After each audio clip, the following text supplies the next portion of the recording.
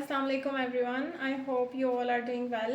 So today we will talk about the focus of research areas in nursing. हमारे पास 3 से 4 areas होते हैं जो ज़्यादा डोमिनेंट हैं और इन्हीं के अंदर रह के हम रिसर्च कंडक्ट कर सकते हैं.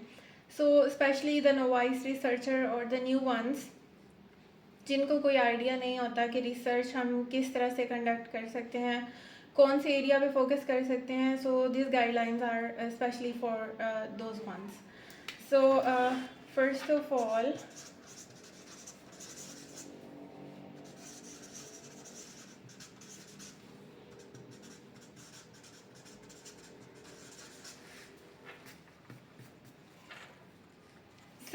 number one, there is a like clinical area.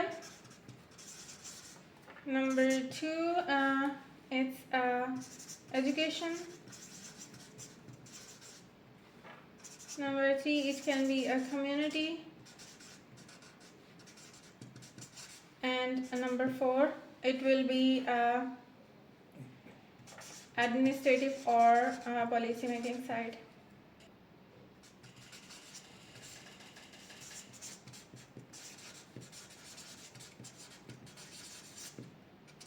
मेरी कोशिश होगी कि मैं नेक्स्ट सेशंस के अंदर वन बाय वन इन चीज़ों को अलग अलग इन पे डेडिकेटेड एक स्पेशल वीडियो बना दूँ, सेशन करूँ. Why? Because these all are areas like specialized areas और इन्हीं के अंदर फोकस करते हुए काम करना होता है.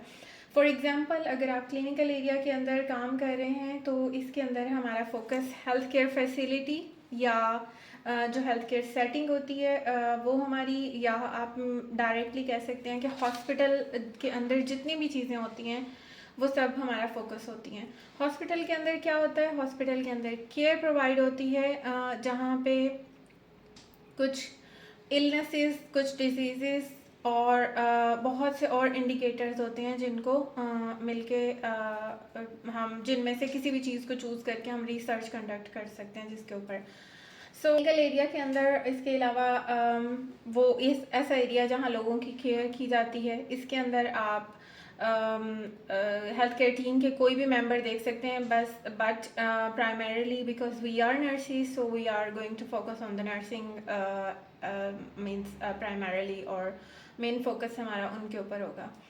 उसके अलावा हम इसके अंदर जो है वो 3-4 और चीज़ें देख सकते हैं. हम उनकी रिटेंशन के बारे में बात कर सकते हैं, उनकी जो है वो नर्स पेशेंट रेशो के बारे में बात कर सकते हैं, क्वालिटी ऑफ देयर वर्क जो केयर प्रोवाइड करते हैं उसके बारे में बात कर सकते हैं. हम HIMS सिस्टम जो होता है, हॉस्पिटल इंफॉर्मेशन मैनेजमेंट सिस्टम, उसके बारे में बात कर सकते हैं.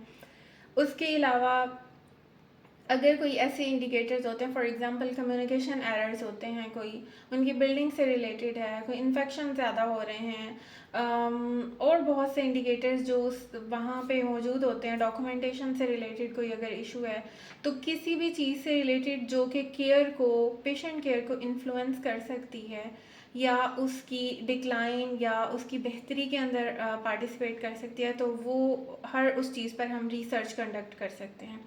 Research basically means like there is a problem, there is some certain questions which are needed to be answered.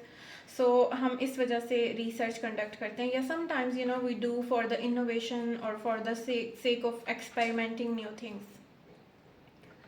When it comes to education, so education के अंदर बहुत सी ऐसी चीज़ें होती हैं जिन पे आप काम कर सकते हैं. एजुकेशन में मेनली इंस्टीट्यूट आते हैं, educational institute. I am talking about the nursing educational institute because we are talking about the research in nursing.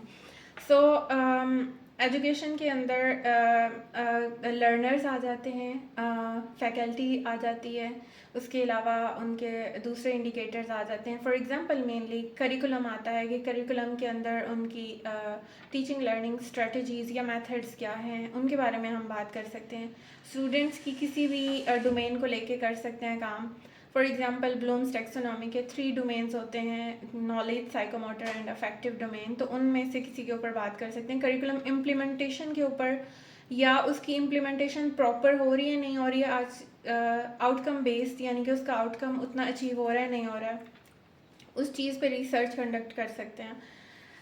Then हम कम्युनिटी पे आते हैं, तो कम्युनिटी में यूजुअली जो भी एंडेमिक पेंडेमिक सर्वेस या स्पोरेडिक्स होती हैं डिजीज़, उनके सर्वेस कंडक्ट हो सकते हैं, उनकी हाउसिंग सिचुएशन के बारे में, या फिर जो है हम हाइजीनिक कंडीशन के बारे में, कुछ ऐसी डिजीज़ जो कम्युनिटी से प्रोड्यूस होती हैं तो हम उनके ऊपर कोई ना कोई रिसर्च कंडक्ट कर सकते हैं। उसके अलावा हम वेलनेस प्रोग्राम्स जो हैं वो भी वहाँ पे कंडक्ट कर सकते हैं कि किसी चीज़ का रिस्क है या किसी चीज़ की अगर ज़्यादा उसको इम्प्रूव करने की ज़रूरत है तो भी हम कम्युनिटी पार्टिसिपेशन के थ्रू उस कम्युनिटी के अंदर रिसर्च कंडक्ट कर सकते हैं।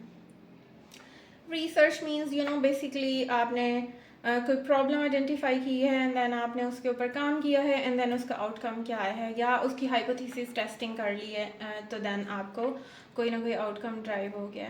That is like simplified version of a research.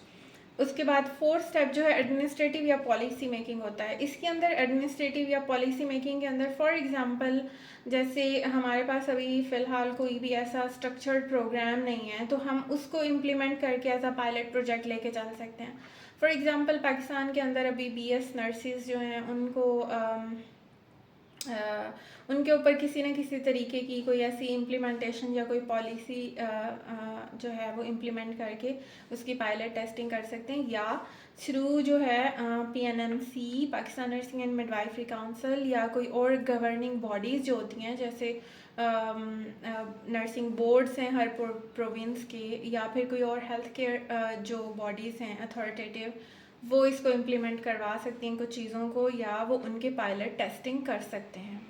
तो इस तरह की रिसर्च भी जो है नर्सिंग के अंदर हो सकती है, but usually we start from clinical side, predominant area है हमारा बिकॉज उसका एसेंस ही है पेशेंट केयर है नर्सिंग के अंदर। सो हम स्टार्ट यहाँ से करते हैं and then you can go through like you can choose any topic in between these areas, but you are not confined only to the clinical area. Obviously ये areas भी उतने ही इम्पॉर्टेंट हैं बट मेनली ये important है। So that was it from this session. So in the next session I will explain maybe separately in the separate videos, which I think mainly मैं clinical और education को ज़्यादा explain कर दूँगी because इनके अंदर ज़्यादा research conduct होती है। So till then see you and take care of yourself.